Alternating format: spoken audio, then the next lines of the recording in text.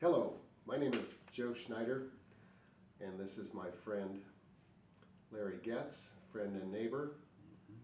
We are here today as guests of the Venice Area Historical Society. Most of you have heard of a town planner named John Nolen.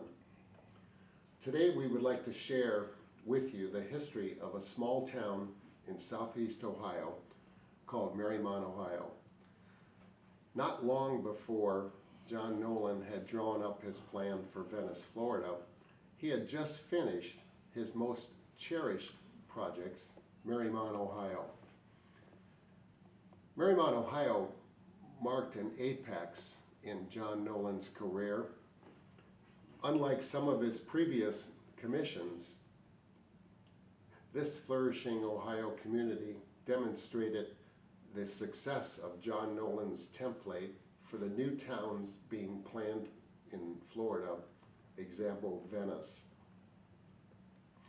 I want to personally thank Betty Intagliata and the Venice Area Historical Society for inviting us to share the story of our northern home of Mariemont, Ohio. I hope you will find this interesting and useful information, and why I personally think that John Nolen's plan for Venice, Florida was a reflection of his most recent completed project of Mariemont, Ohio. Although this presentation is being done virtually, please refer to the two Nolen plans on display today in front of you on the easels, and you might agree and how very similar the two city plans are. Again, my name is Joe Schneider, along with Larry Goetz, longtime former residents of John Nolen's planned community of Mariemont, Ohio, where my wife Ann and I raised a family and became a fabric of the community. We moved to Venice, Florida in 2015, and are so happy with our decision to be in another Nolen planned community. We are both life members of the Mariemont Preservation Foundation. I also served as a trustee on the board for 6 years. On behalf of the Mariemont Preservation Foundation, I am here today to share with you a very special story of how Venice, Florida and Mariemont, Ohio are connected in a very unique way. During the next hour, I want to share with you how the story of John Nolen's vision of Mariemont inspired the birth of Venice, Florida. Larry would like to share with you the story of how he found Venice, Florida, and how he now calls Venice his home. Thank you, Larry. Joe. I lived in Mariemont for a number of years, but I was a teacher there for 23 years, and I taught at the high school. And so in that capacity, I learned quite a bit about the history of Mariemont. In that capacity, I also had a video class where my students would go out and we did documentaries about. And so I learned quite a bit about the history and about the plans and everything else. And after I retired, 2013, we were down here in Florida looking for a place to move to. And we traveled up and down the coast, and we came through through Venice, and we liked it, but we didn't know that much about it, and so it didn't really stick at that point. We were down there for 2 months that winter. It was in the winter of 2013, so we decided to come back and talk, because we liked it, but we weren't sure just what we were going to do. So we came back, we talked to a realtor, and she said, "Oh, I have to show you around Venice," and she did. And in that little trip around, up and down the streets and through the neighborhoods, I said to my wife, I said, this reminds me an awful lot of Mariemont. I can't believe this. And so, but we didn't put much to it. We just thought there were similarities there. So we went back to where we were staying, and the Sunday paper came, and there just happened to be an article in that paper that talked about Venice and its history, and it said the John Nolen planned community, and I just couldn't believe it. I said, "You got to be kidding me. It's the John Nolen planned community."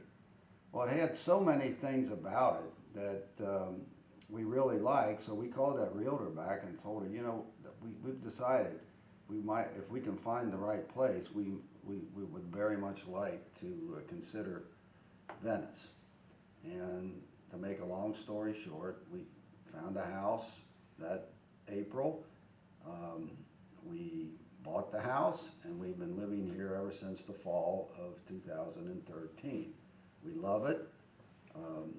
It is in many ways very similar to Mariemont, but in many ways it's not. But it's an excellent place to live, and we've never regretted our decision to move here, and tell people all the time.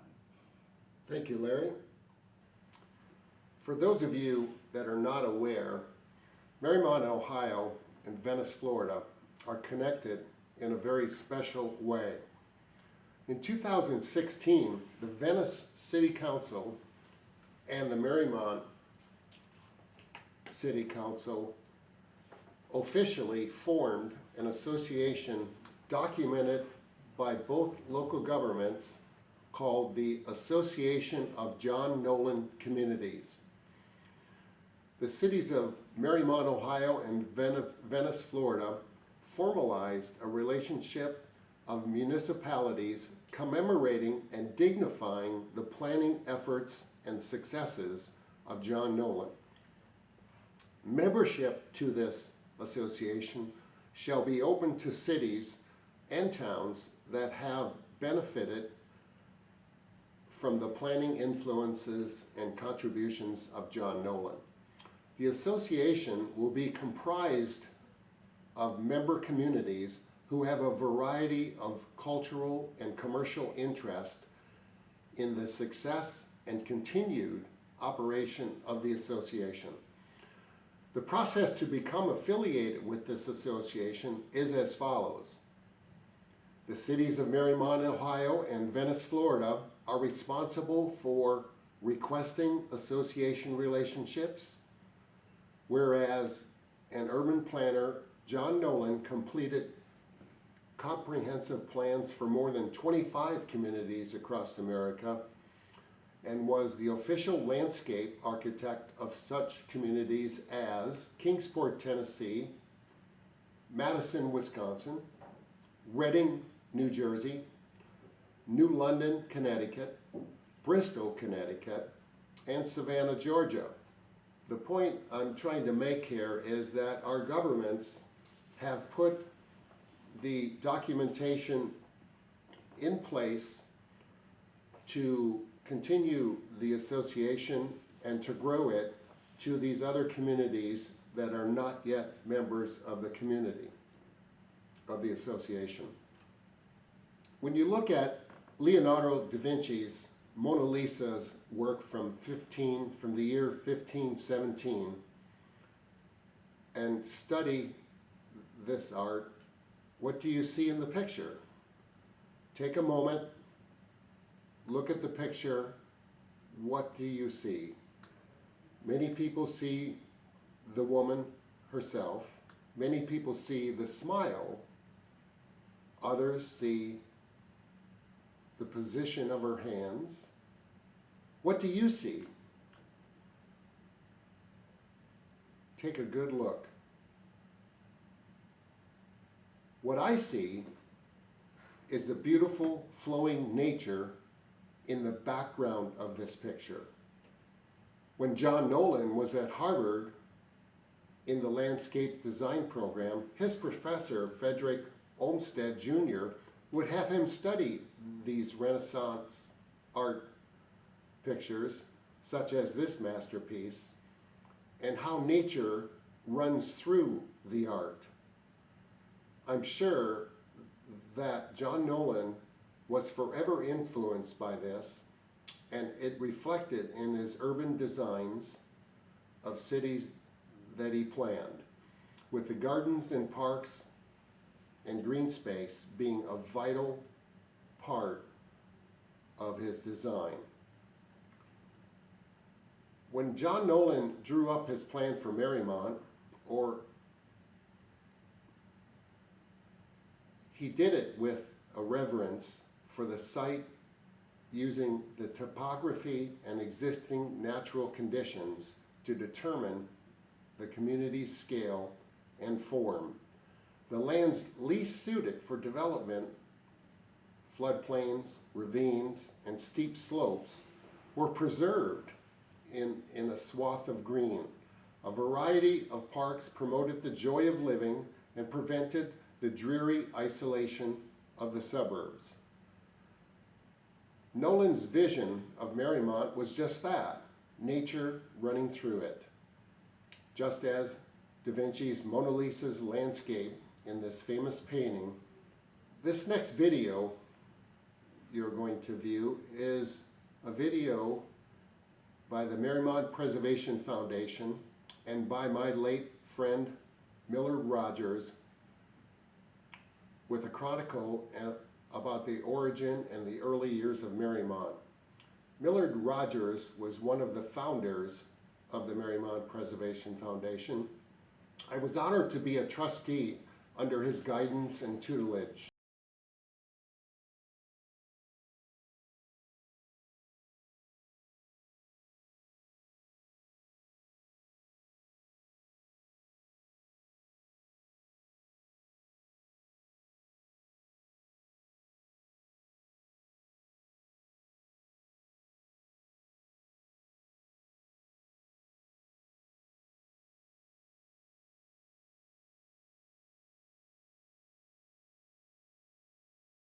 Hometown pride, it can be genuinely said that Mariemont is special in many ways. For example, Mariemont has the only elected town crier in the United States. Hear ye, hear ye, hear ye. On behalf of the good people of the fair village of Mariemont, welcome one and all to explore with us the unique features of that special place known as Mariemont. Today, Mariemont is a thriving suburban community of greater Cincinnati, but it wasn't always so. Once it was a thriving Hopewell Indian village of the Fort Ancient Indian tribe. An Ohio historical marker commemorates the site of the 1878 excavation of an Indian burial ground where the village swimming pools are now located. Many of the artifacts uncovered were removed to the Peabody Museum in Boston when Harvard University archaeologists joined the exploration in 1881. The Indians that lived here were the first farmers in southwestern Ohio and occupied the area around 1450 to 1670.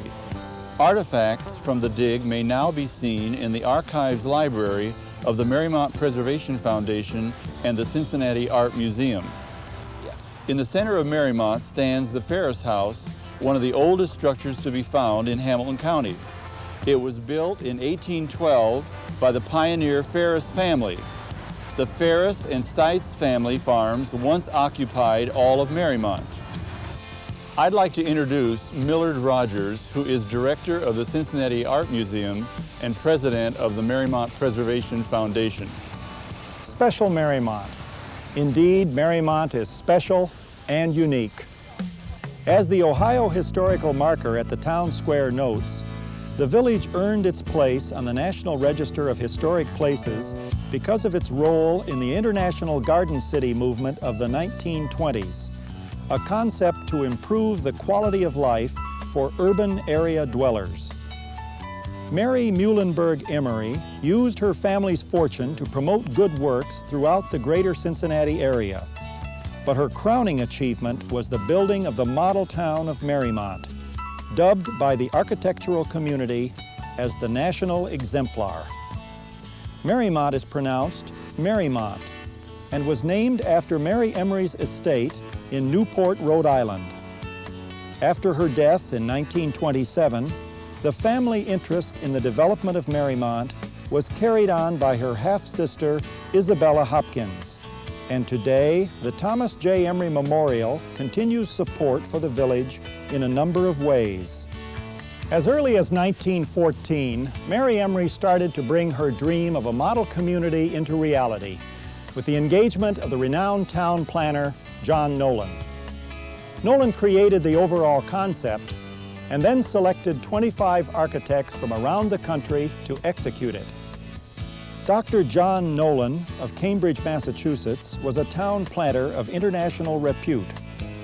He was involved in more than 400 public planning projects throughout the country. Today's architectural scholars, students of John Nolen's work, consider Mariemont a living laboratory for planned communities. Rare newsreel films taken by the Cincinnati Times-Star staff for Pathé News give us a feel for the early construction period of the village. Mary Emery gave one simple direction: to construct a self-contained community built in accordance with the best principles of town planning. The April 23, 1923 groundbreaking ceremony took place on Plainville Road in front of the Ferris House. A stone marker now marks the spot.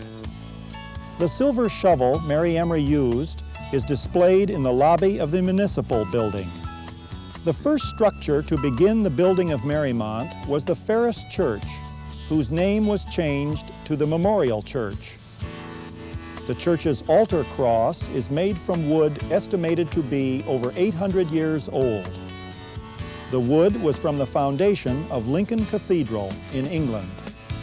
Mules and horses were used for much of the heavy work in preparation for construction.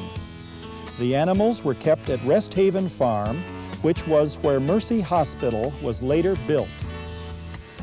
A number of unique features were included in the designing of the model city, including a central heating plant, which heated the early homes and other structures until 1954. We're indebted to the far-sightedness of the planners for putting the electric and telephone lines underground. This special feature adds much to the beauty of the village today. During the excavation of the basement for Dale Park School, a layer of quicksand was encountered, which, but for quick action, would have consumed the steam shovel. A drain was installed under the quicksand to divert the water from an underlying spring, and construction was completed. The old town center across from the church was the original business section and included Kroger's, Central Trust, Fenton Laundry, Schluter's Dry Goods, a barber shop, and a delicatessen. One could live a little cheaper in those days. Townhouse monthly rents ran $50 to $100.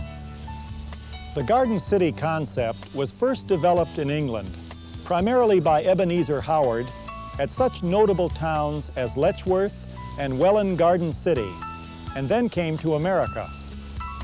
Today, Mariemont is the best example of the concept. The other experiments in the United States having lost much of their original charm through lack of vigilance by their residents.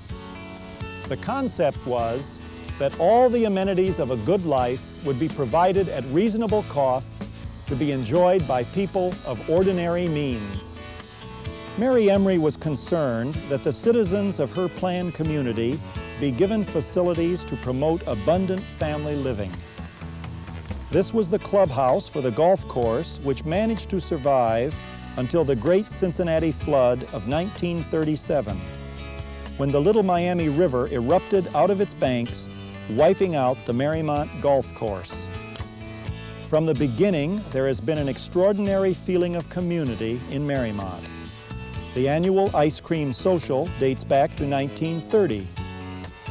This picture from the 1936 ice cream social shows children being delighted by the elephants from the Milford-based Robinson's Circus.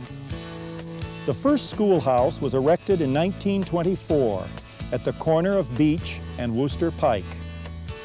In 1927, it was moved to the corner of Oak and Maple, where today it is part of the Masonic Lodge building. One of the first teachers was Marie Jordan, wife of Mariemont's first mayor, Boyd Jordan. Mrs. Jordan continued teaching Mariemont children for 44 years. Today's Boy Scouts building in Dogwood Park was originally the boathouse and faced on a serene lagoon which the community enjoyed for many years. Another unique feature of Mariemont's grand plan was the provision for an interdenominational community church. It is the architectural gemstone of the village. Just behind it is the pioneer Ferris family walled cemetery. The oldest tombstone dates to 1822. It is in the English Norman style and resembles Stoke Poges near Windsor, England, made famous by Gray's Elegy Written in a Country Churchyard. The stone roof of the church came from one of the oldest tithe barns in England, in Tetbury, Gloucestershire, which once belonged to the Cistercian monks of Kingswood Abbey. Tenants brought their rents and tithes in kind to this point for storage. The original roof dates back 6 centuries to 1300. Mary Emery loved children. She's quoted as having said, "Is the sun a little brighter there in Mariemont? Is the air a little fresher? Is your home a little sweeter? Is your housework somewhat easier? And the children, do you feel safer about them? Are their faces a bit ruddier? Are their legs a little sturdier? Do they laugh and play a lot louder in Mariemont? Then I am content." Mary Emery, the wealthiest woman in Cincinnati, had long contemplated building a model community for industrial workers after World War I. Doing so became her mission. Known as Lady Bonteville, on the advice of her real estate advisor, Harvard graduate Charles Livingood, Emery hired John Nolen in 1921. A productive partnership developed as the plan for Mariemont came about. Mary Emery wished to name the new town Mariemont, which was named after her Newport, Rhode Island home called Mariemont. By 1924, Mariemont's infrastructure was in place. Trees and sidewalks lined the streets, and parkways and a small plant provided the steam heat for the cold winters, and all the power lines were buried. A 70-acre parcel located on the riverfront below the town was set to incorporate a sewage treatment system, a community farm, and industry. Ultimately, the test of Mariemont's claim to be a national exemplar rested on Nolen's ability to create an environment in which children could comfortably find their ways to the parks, the playgrounds, and schools. As you know, John Nolen's background and education was a landscape artist, just as John Nolen's Venice, Florida plan emphasized always on nature and lots of green space, parks, and nature running through it.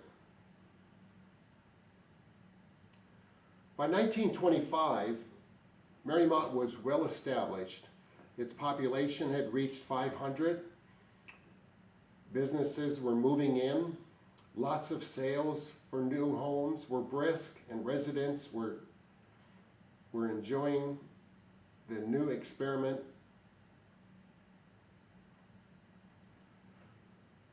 And residents were turning an experiment into a community. It was easy to market Mariemont as an ideal town. The town planners, John Nolen and Charles Livingood, gained an audience well beyond Ohio as a new town and planning model to do other small towns across Europe and the United States. John Nolen authored a book called The New Towns of Old. Okay, Nolen wrote about Mariemont as an anticipatory example of what awaited the suburban countryside and was transformed into garden cities and towns. Nolen had such national prominence that he regularly met with President Calvin Coolidge and Secretary of Commerce Herbert Hoover on issues related to planning, which became a necessary part of government policies related to town planning. Mariemont continued to grow and prosper until the Great Depression hit in 1929. Rising costs in building materials made it impossible to build housing for working class people in this garden suburb. Despite the most popular mode of transportation becoming an automobile, and some of our green space became parking lots, the town's basic structure endured.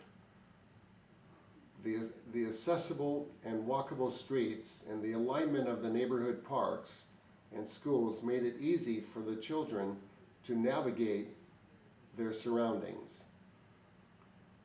After the war in 1936, a federal study assessing planned communities looked favorably on Mariemont for its variety and quality of parks.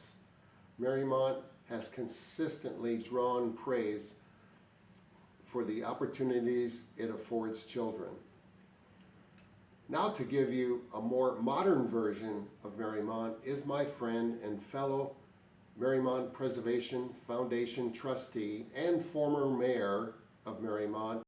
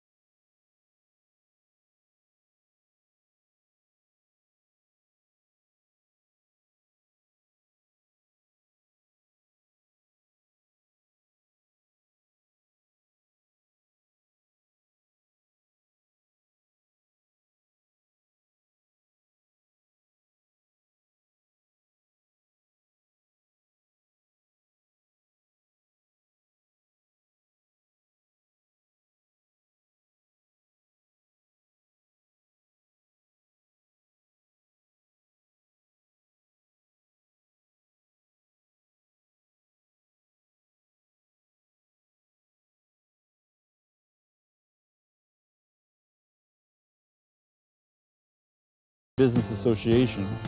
The arrival of Santa Claus with candy canes for the children is a popular event each year. Residents of Mariemont and the neighboring towns find it pleasant to shop out of the traffic congestion of shopping centers and where there are no parking meters. The Old Town District is set back 1 block from Wooster Pike, and the newer town square is at the center of the village with streets radiating from this point. Council chambers, the mayor's office, the police and fire departments are all housed in the municipal building at the town square. The quality of fire and police protection ranks among the highest in the state, and both departments place a high priority on their educational responsibility with the village's youth. Mariemont is also unique and special in its political structure. There are no Democrat or Republican partisans in the local government. Candidates for all elected offices are chosen in neighborhood caucuses under the direction of the old New England-style town meeting organization. The Kiwanis Club and the Village Assembly sponsor early and late summer festivities. The Merry Elders and Double 20s Club cater to the interests of the older citizens. The Town Crier Group provide us with a hometown newspaper.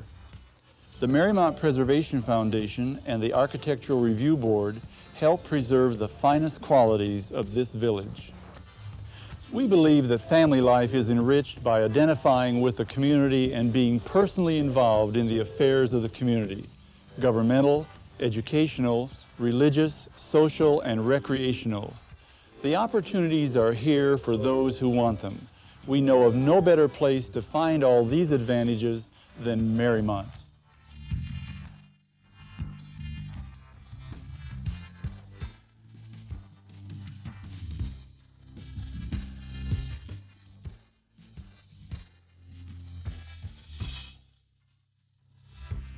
The village is designated an Ohio Tree City. Many of our trees' ancestry goes back to George Washington's Mount Vernon home, where Mariemont's original tree stock came from.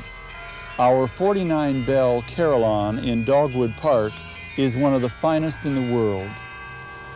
This brief period has allowed us to only touch on the culture of Mariemont, of why those of us who live here and love it call it special Mariemont.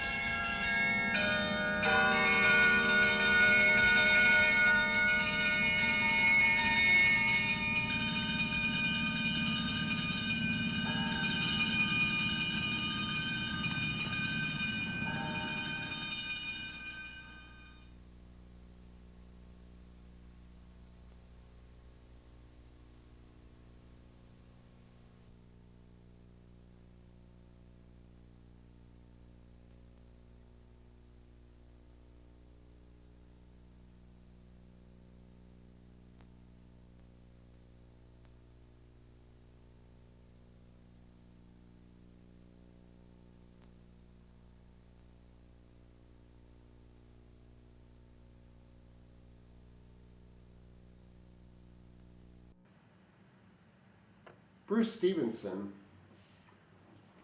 wrote a book entitled John Nolen's Landscape Architect and City Planner, which, if you haven't picked up this book and are a fan of John Nolen, please do too. Bruce Stevenson is the author. Book is called John Nolen, Landscape Architect and City Planner. As you see,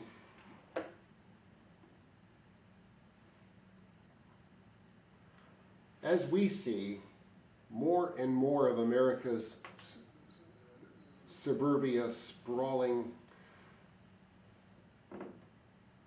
as we see more and more of America's suburbia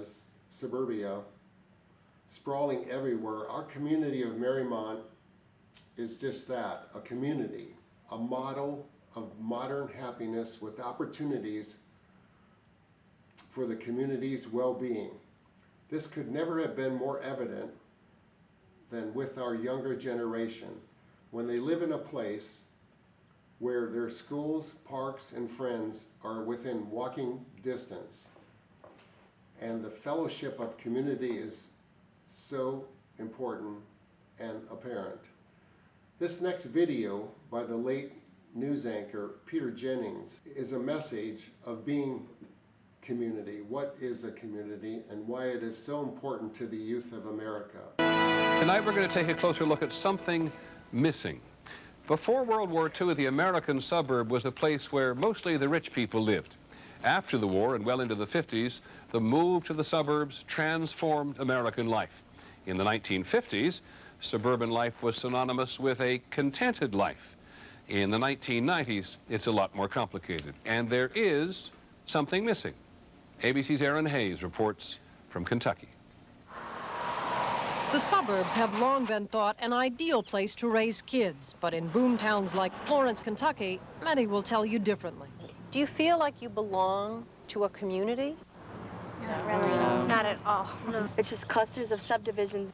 So many of America's suburbs are tracts of houses connected to daily life by the car, so a teenager under driving age can have a tough time connecting at all. All this land is being taken up, but there's not being anything built for us to do. We can't even play baseball anymore because there's houses. You can't really go out and walk to wherever you want to go. Bordered by busy highways, the mall, the nearest gathering place, the design of many subdivisions isolates kids with no place to meet new friends, spontaneously play. And the problem is as children get older and they want more stimulation, they want more places to go to, more places to explore, and they want to expand their world, they have very few options because there's such an abrupt edge at the edge of the subdivision. And these lots, if they're not built on already, will be built on. Around Florence, housing lots are filling the landscape, bringing in more kids and mega schools. The high school here has 1,100 students, great resources, terrific band, but the superintendent worries something's missing. We have plenty of subdivisions. We don't have a lot of neighborhoods. The neighborhood is one where there is a degree of interdependence and awareness and a real feeling of the community.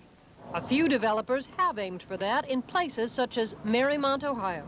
Here, more than 24 architects came together to design not just the structure of the houses, but the structure of the entire community. And top priority in that design, the children. It has parks, it has baseball fields, it has an excellent school system, all integrated into a walkable community.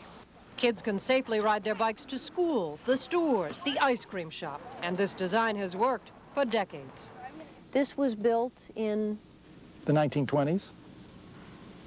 Started in 1923, to be exact, by Mrs. Emery. Developer Mary Emery wanted to see children weave their lives through a community. Indeed, here, you see kids playing everywhere. I just go on my bike everywhere. How far can you go? I don't know, anywhere. There's so many things to do, and everywhere you go, like, you know everybody. No small town, Mariemont's 15 minutes from downtown Cincinnati. Like so many of the suburbs today, Mariemont sprung from farm fields, but with a good deal more attention given to planning for the children. Erin Hayes, ABC News, Mariemont, Ohio. Larry would like to share with you some more information of Mariemont and show you how similar we are. Thank you. Thank you, Joe. I just want to add some of my observations to what we've said today. There are many things about Venice that are much different from Mariemont, such as the size. Mariemont is a small place, 3,000 residents, and a geographical distance of about a mile long and a half a mile wide. The population is a big difference. The architecture is completely different. It's more of an English Tudor community, whereas down here we have more of a Mediterranean style of architecture, at least in the original buildings. And Venice has a lot of seasonal residents, a lot of tourists. In Mariemont, they're year-round residents and things like that. On the other hand, there's a lot more that's similar. Mariemont has the parks, the pocket parks, the bigger parks, the playgrounds, and so does Venice. Everywhere you look in Venice, there's a park or a pocket park. And just to be clear on this, I'm talking about the historical part, the island. The timing is close. The Venice is a few years younger, built in the late 20s, Mariemont in the early 20s, but it's all about the same time. Both cities are known for its tree-lined streets and divided streets and a lot of things like that. There is a grid that when you see the map, this grid will show you how similar they look from a map standpoint. The walkability is another big similar similarity between the two communities. You can walk from place to place, to the schools, to the parks, shopping, entertainment in both places. Both have a government of a mayor and a council. There are lots of shops and things like that in there, in the two communities. Both communities put a lot of emphasis on events, such as parades, various times of the year, craft shows, fireworks, things like that. There's another thing that they have in common is a lot of community pride. The people in Mariemont love their community, and they feel like they identify with it. So I could spend a lot of time talking about the similarities because there's a lot more of those than there are differences. All I want to say is, bottom line is, in both communities, people love living there. It's a very desirable place to live. And I myself and my wife, we are so happy that we have moved to Venice, and hopefully we can show you that Mr. Nolen and his plans really have made a difference in all of our lives. Thank you. In closing, it was our mission to share with you the story of Mariemont with the residents of Venice, Florida. In the bigger picture, this should be a new beginning, and to entice the more than 25 other John Nolen communities across America to be members and part of the Association of Nolen Communities. Please search out and visit some of the other John Nolen communities across America. Thank you.